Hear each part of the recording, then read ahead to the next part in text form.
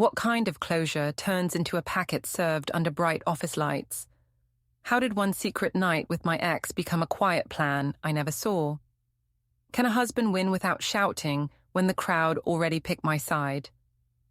I'm Ardith Rowan, 33, and I said a bride should tie up loose ends before a new life.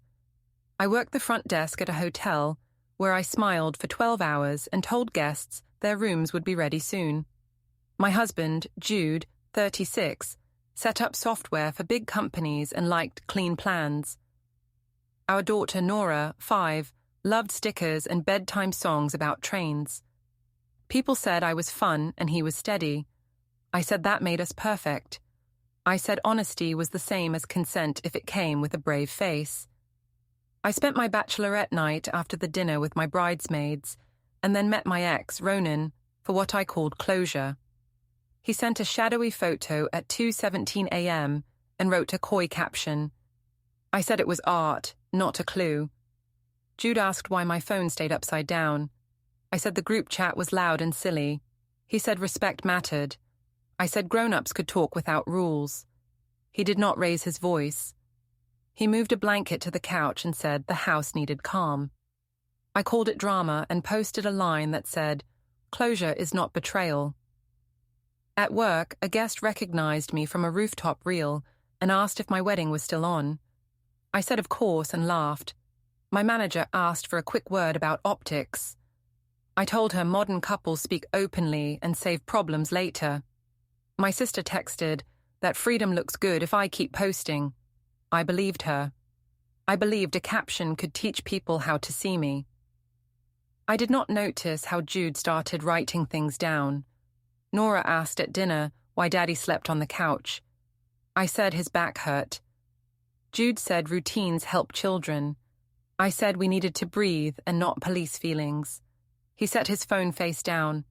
The screen flashed once with a small block that read Downtown E0825. I said he finally learned to use reminders. I told myself that meant we were fine. I did not see how quiet can be a plan until it was too late. Before we dive deeper into this story, I have one small request. Please subscribe, drop a like, comment and hit that hype button to boost this channel so more people can discover these incredible stories. I came home with glitter still on my cheeks and called the night a tradition. I said brides get one last walk through the past so the future stays clean.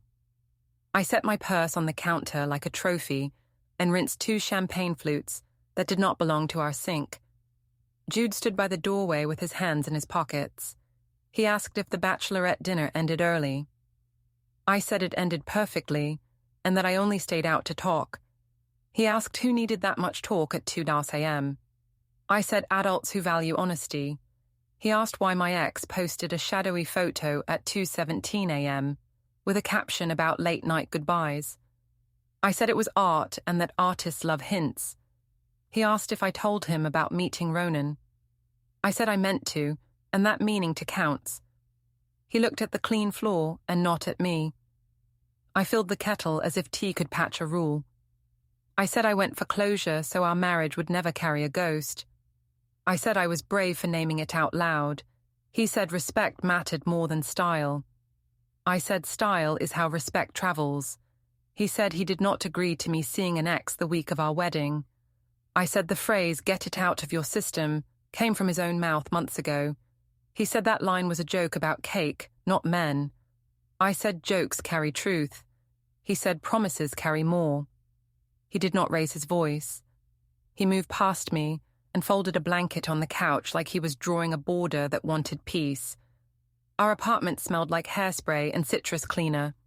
I made a little show of wiping the counter and said, bridesmaids pushed me to go for the talk. I said everyone wanted me strong, not secretive. He asked if secrets are the only things that count as harm. I said transparency is protection. He said transparency after the fact is a script. I told him he was making drama out of mature choices. He said he felt humiliated by a night he did not consent to. I said humiliation is a choice when the story is clean. I felt my face burn and told myself heat meant courage, not guilt. My phone filled with voice notes from the bridesmaids. Kira laughed about how I was the chillest bride. Lo said closure is the adult way.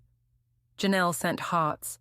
I pressed play and let the sounds float between us as proof. He stared at the toaster slot like it could teach patience. He asked if I would have been fine if he had met an ex for closure the week before our vows. I said I am different. He said vows are not. I said we were modern. He said our daughter needed simple rules.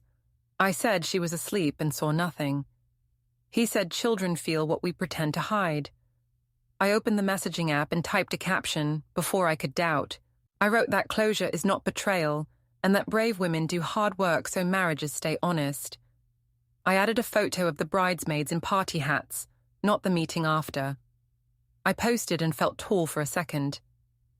Jude set his phone on the counter. The lock screen pulsed once. I saw a small calendar tile that read, Downtown OSU 825.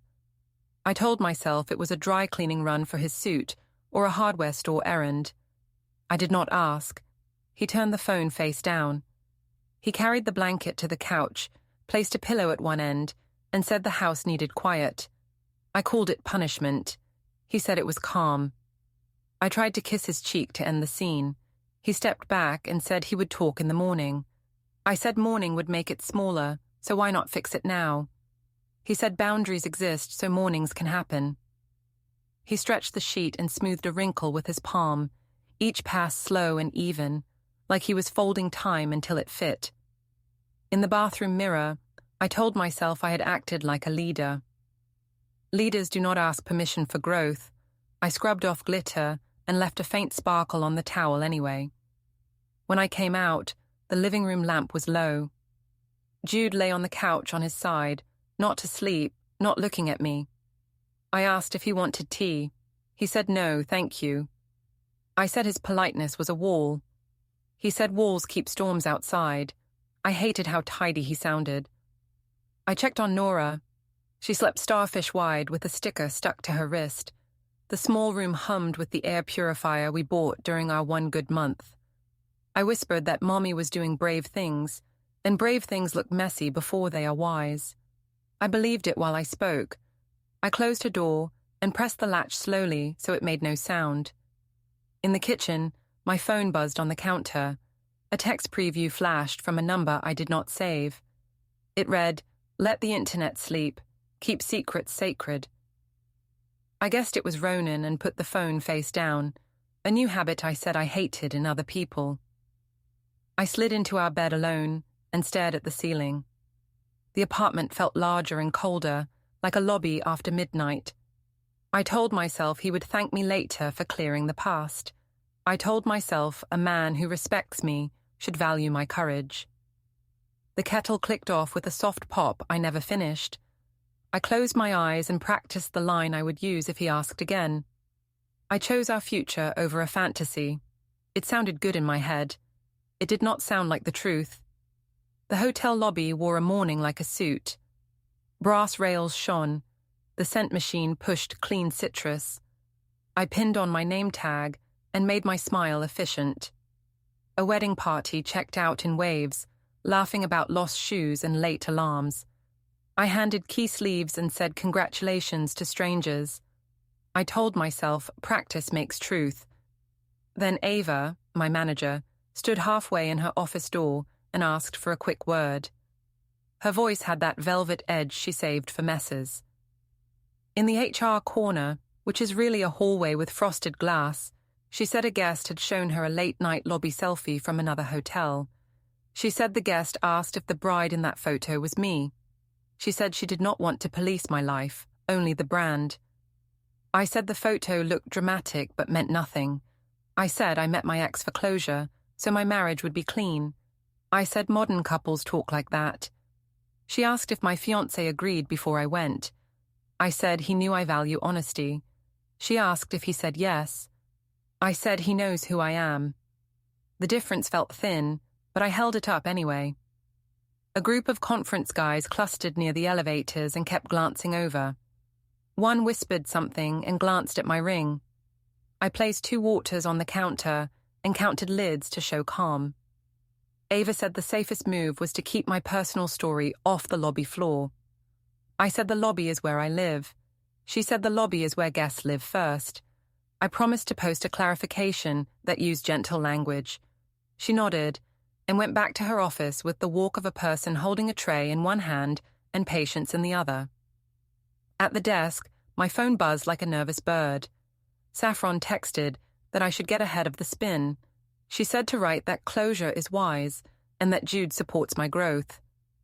She added a flame emoji and a white heart. I typed a caption that called my night brave. I wrote that we talked, hugged, and said goodbye to old stories. I promised my followers that adult honesty lasts longer than jealousy. I added a sunrise photo from my camera roll to make it look fresh and pure. A woman with a stroller stopped and asked if the rooftop toast from last week was mine. I said yes and asked if she liked the venue. She said she liked the view and then asked if my wedding was still on. I said of course and laughed like a bell. She wished me luck in a tone that sounded like a bandage. She rolled away while looking back at me through the plant leaves. Jude messaged one line. He wrote that he did not consent to me meeting the ex at night and that a marriage needs agreement, not announcements. I archived it because I had guests waiting and because archiving made the words look smaller. I told myself we would fix it later with tone. I told myself consent is a shape that changes with courage. My chest felt tight. I adjusted my scarf and smiled at a family asking for a late checkout. Ronan replied to my DM with a single heart and then silence. I sent a second message, asking him to comment something about respect and closure on my post. The typing dots appeared, then vanished. I told myself he was shooting in poor service, and that he always disappeared mid-conversation for art. I reminded myself he loved shadows and disliked labels. I pretended that fit me too. Near 10, the lobby doors parted and Jude walked in with Nora's jacket over his arm. He said she had left it in the car and would need it for pickup because the wind would turn cold. I thanked him in my hotel voice, the one that erases storms. He asked if my shift ended at 5. I said yes, and suggested a family photo on the balcony tonight to reset the story. He said public photos are not repairs. He said routines are. He placed the jacket on the counter and rested his phone there too. The screen flashed for a second with a list icon labeled household. Then it went dark.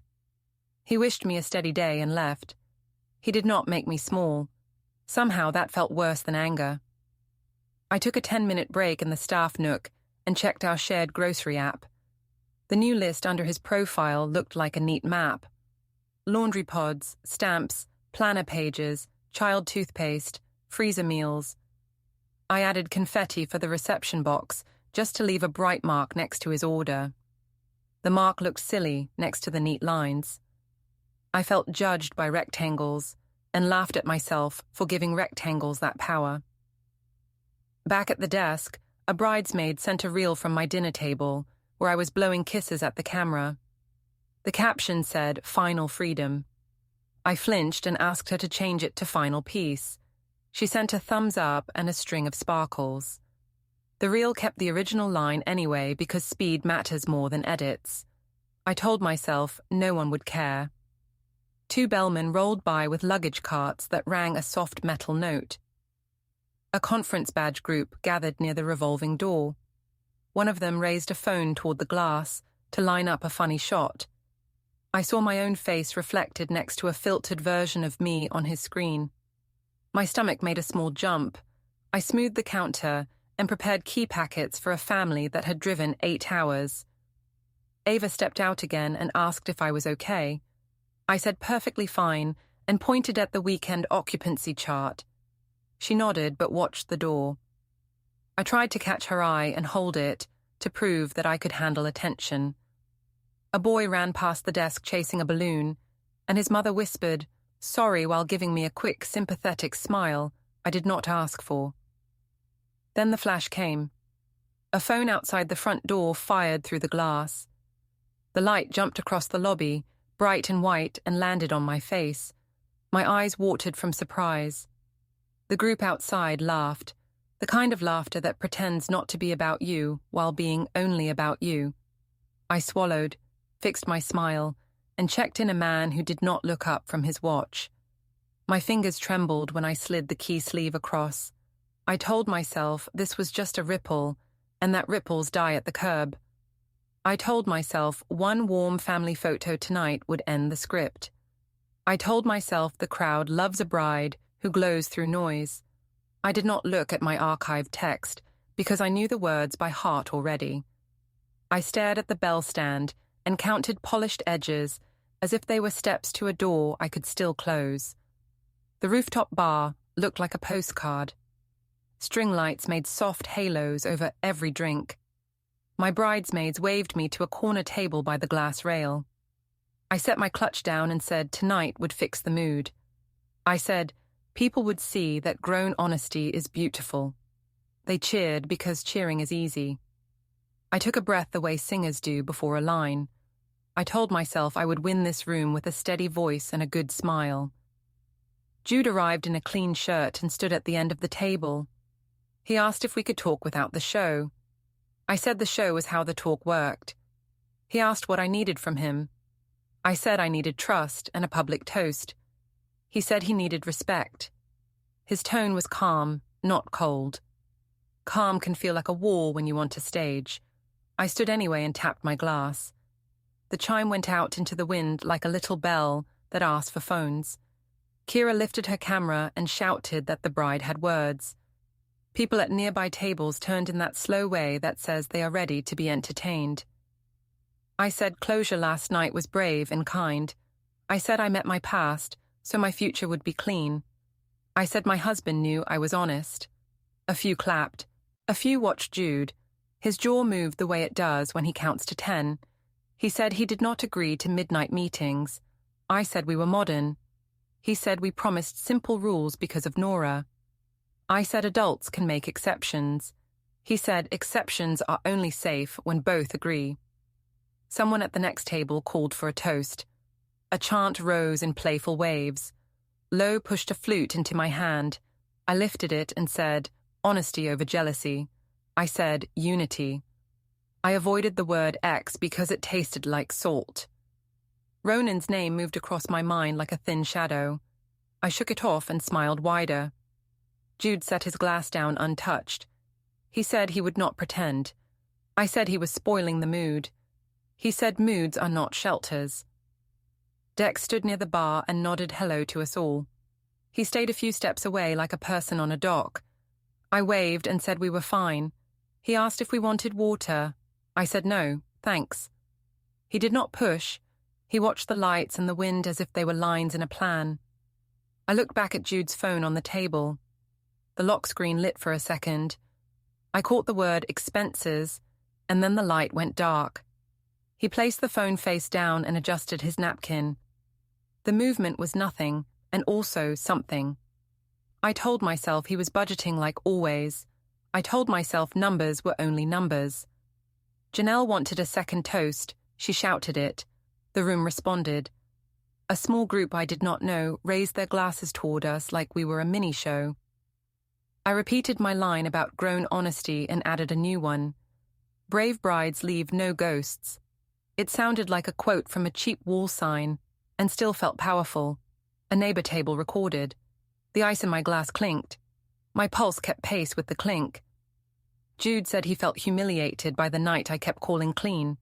He said this did not match the promises we made. I said old promises bend for new wisdom.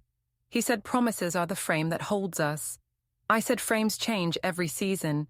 He said children break under season rules. I told him not to weaponize Nora. He said he would not bring her into it, but he would protect her routine. His voice stayed low.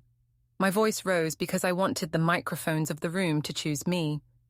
A girl in sequins asked where my ex was now. I laughed and said he was in last year. That line got a warm response. I felt a new wave of courage. I told Jude we could take one simple photo to end the talk. He said photos are not peace. He said peace is a steady plan. I called him rigid, which always gets nods from people who love the idea of freedom. The nods arrived on time. I enjoyed them and ignored the thin ache that grew when I saw the tired set of his shoulders. The server brought the bill to the table without asking. Jude reached for it and paid. He thanked the server, stood up, and told me he was taking the train home. He said he hoped the night would be kind to me. I said the night loved me. He said he would make sure Nora was in bed by 8 tomorrow and that her jacket was by the door. I said we were talking about us. He said us included her. The table drifted quiet for a second, then returned to its hum because silence is heavy on roofs. He walked away. The door closed behind him with a soft press. I stared at the handle, as if turning it could rewind. Kira said we should keep filming before the energy dropped. I nodded like a machine and lifted my glass. The city blinked around us. I spoke to the camera again and said we were stronger than gossip. My mouth moved, my stomach flipped. I looked as if I believed every word. Maybe I did in that moment. Belief can be a costume that fits for a minute. Danny posted the clip in real time. My phone buzzed with hearts, then with questions. A comment asked why he looked so alone at the edge of the frame. Another asked if the ex posted from the same block last night. I scrolled fast and liked only the friendly lines. The chant for one more toast rose again, because crowds hate endings. The wind picked up and tugged at the paper menu. I held the menu down with my palm and told myself this was winning. I kept saying the word winning until it sounded like a new language without meaning. The family restaurant had low light and a glass pie case by the door. Marta booked the long table near the back because she likes steady corners. I arrived first with a cake box and a plan. I said we would settle things with calm words and a picture at the end. Jude came in with Nora's hand in his. He helped her into a booster and tied her napkin like a scout badge. He said hello to me with a soft voice. I said we were good. The word good felt like a balloon I held too tight. Menus covered us for a while. I used that time to start small talk about shoes and school art projects. Marta watched me with patient eyes. She asked if the late-night meeting was really about closure. I said yes, and that it was healthy. She asked if closure had been agreed on by both of us. I said he knew my values. She asked if he had said yes. I said he knew. The silence that followed had edges. Dex slid into a seat and asked what Nora was reading now. Jude said she liked simple stories about trains. Nora held up a sticker and said the train was blue. I clapped and said she was very smart. It sounded like I was hosting a show. I kept hosting because stopping would feel like a fall. The waitress came for drink orders. I asked for water with lemon to look controlled. Marta asked again, more softly, about rules. She said, children learn by watching. I said children also learn that life is not a cage. She said life needs rails. I said rails are boring. She looked at Nora instead of me. The message traveled anyway. I felt my jaw tighten and let it go. I reminded myself I had an audience to sway and a story to sell. Jude's phone buzzed with an unknown number. He declined the call without comment and turned the phone face down. He took a small notebook from his pocket and wrote a date. He made it look like the easiest thing in the world. I watched the pen move and felt a small wrong fear. I told myself it was a budget list. I told myself fear is just work to do. I tried to smile at the salt shaker. I raised my glass for a toast to family. I said honesty beats jealousy. I said closure stops secrets before they start. I said love that breathes lasts longer. It sounded like a brochure. People at the table were polite. Dex asked the waitress if the soup had onions. Marta folded her napkin to a neat square and placed it by her fork. Jude poured water for Nora and told her we would go to the park if the light held. His tone was even. Even tones can hurt because they do not break. Then Nora looked at me. She asked if Mommy's goodbye date with the old boyfriend was one of our house rules. She said a kid at pickup asked if I was the bride from a video. She said the kid wanted to know if goodbyes mean dates after bedtime. The table froze like a photo. The pie case buzzed softly. My mouth opened without sound. I said it was only a talk. I said adults sometimes do confusing things to make life better. I tried to make my voice warm.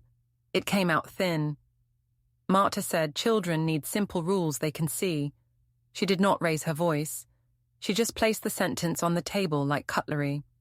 I said we were figuring it out. Jude said we were keeping Nora's routine steady. He said bedtime at 8 and school pickup at the usual time. I said he was freezing me out to look like a saint. He said he was keeping promises. His eyes did not flash. They held still. The waitress brought the check without asking. Jude took it, paid, and stacked the receipts neatly. He thanked the waitress by name as if this were any night.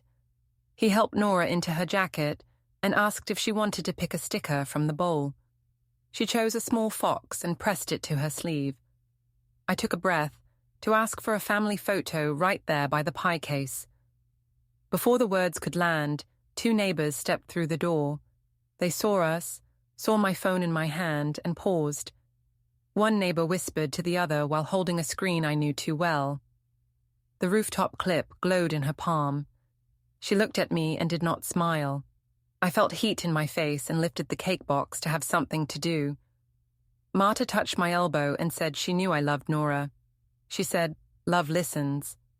I said I was listening, but in a modern way. It sounded silly to my own ears. Dex said he could take Nora on Tuesday if pickup was hard. I said we were fine. Jude said help was welcome. The words bumped against me and kept moving. We stepped into the small lobby. The door glass fogged with the outside cool. Nora showed me the fox sticker under the light and said the fox looked brave. I said the fox was brave. I tried to mean it. The unknown number buzzed again on Jude's phone. He tapped decline and slid the phone into his pocket. He opened his notebook and wrote a clean line under the last date. I watched the pen again and felt that wrong fear return, stronger. I said we should post a happy frame tonight to end rumors. Jude said photos could wait. He said we would keep to the schedule for Nora.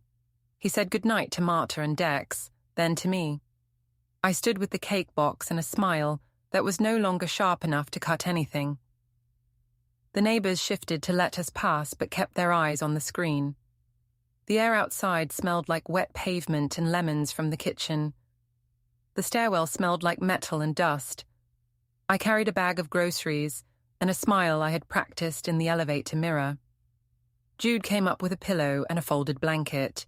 He said the couch helped the house stay quiet. I said the couch felt like a cold message. He said routine beat arguments.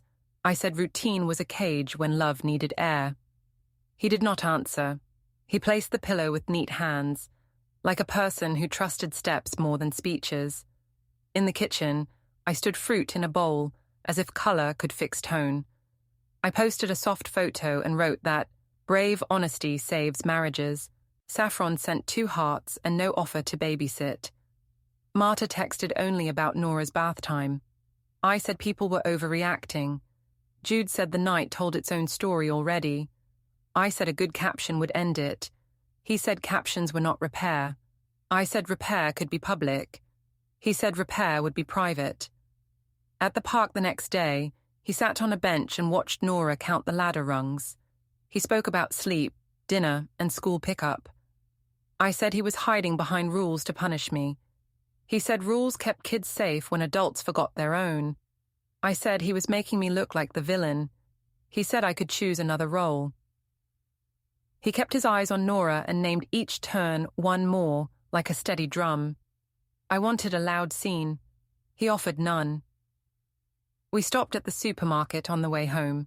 A neighbor near the milk looked at me, then at Jude, then back at her list. I told the cashier we were great and laughed too brightly.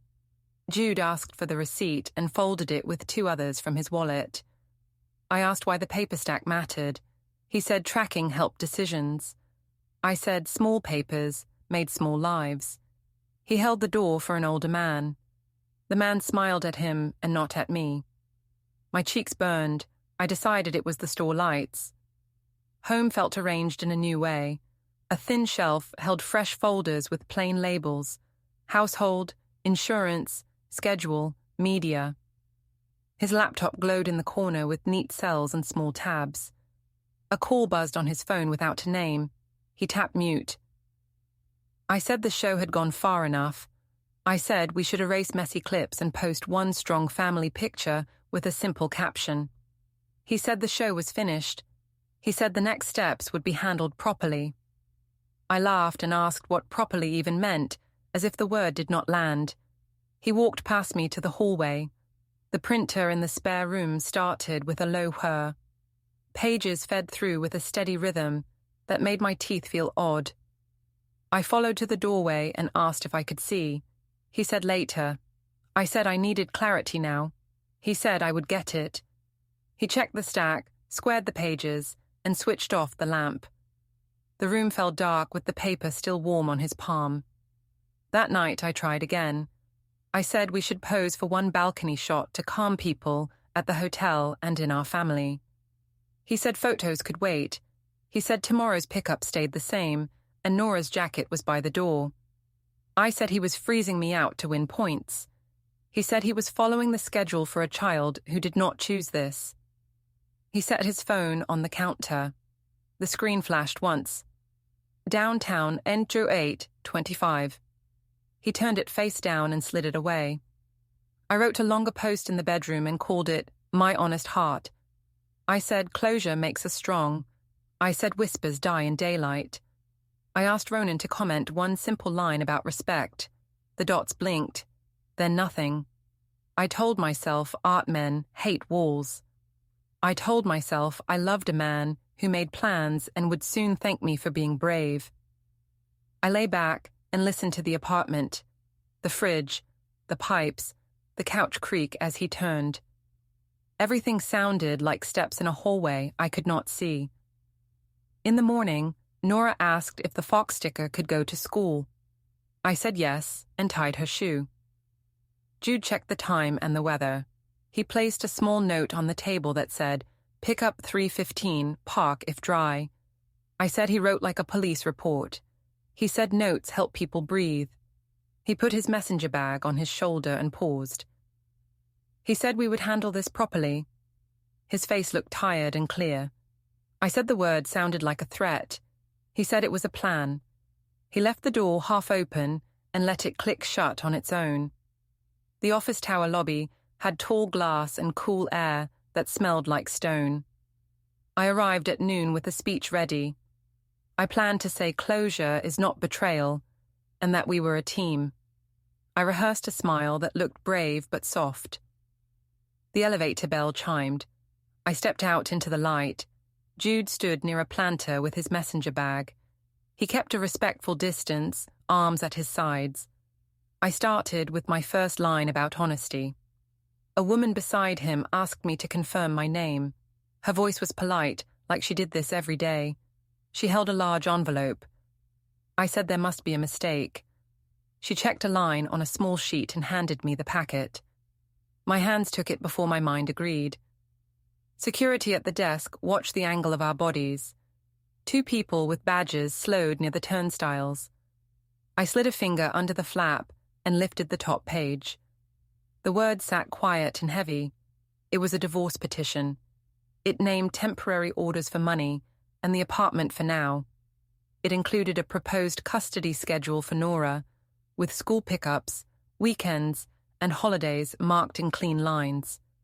It had a short notice about social media and our child's privacy. I looked up and said this was too far. He said this was necessary. He said today's pickup time was in the packet and that dinner would be at the normal hour. I said the Bachelorette night was only closure. He said the label did not change impact. I said we could fix it with a joint post. He said posts were not part of the plan. He did not step closer. He did not raise his voice. He held the same respectful space, as if a thin painted line ran across the lobby floor between us. A breeze moved through when the doors opened. The top page lifted. I pressed it down with a thumb that shook. The lobby felt loud and quiet at once. A coworker from my hotel paused near the glass and pretended to study the building map. The security radio clicked once and fell silent. I read the section, that said we would keep Nora's face off public accounts. My throat went dry. The letters did not blur. They held firm. The process server thanked me for accepting service and walked away without drama. Jude nodded once, the way he nods when a box is checked. He said he wished me a steady day. He said he would send any needed notes through proper channels. I said I wanted to talk right now about the truth. He said truth could stand in the right places. He turned toward the doors. Sunlight cut a white stripe on the floor. He crossed it with steady steps. I called his name and asked if he would wait so we could plan a post. He lifted a hand in a small wave and did not turn. The revolving door caught his reflection and then let it go. The packet felt heavy in my arms. I looked down and read the first lines again. The words stayed the same. The lobby hummed with the building's breath. Somewhere above, an elevator dinged for a floor that was not mine. A woman from housekeeping passed with a cart and did not look at me directly. A man in a navy suit checked his watch and walked faster. The guard spoke softly into his radio and stopped, as if volume could keep a moment from breaking. I stood there with my mouth open and the paper warm from my hand. I thought about the labeled folders on the shelf, the muted calls, the printer at night, the neat receipts, the notes, pick up 3:15, park if dry. The pattern looked simple now that it was finished. Jude reached the sidewalk and waited at the crosswalk. The light changed. He moved into the sun. I felt the lobby grow larger. My speech dissolved into air that did not want it. The packet edges pressed into my palm. I did not chase him because the space between us had rules now. The doors slid closed. The stripe of sun on the floor narrowed and then shifted away. I stood still, holding the result. Don't forget to hit like, subscribe, and turn on the bell so you don't miss the next story.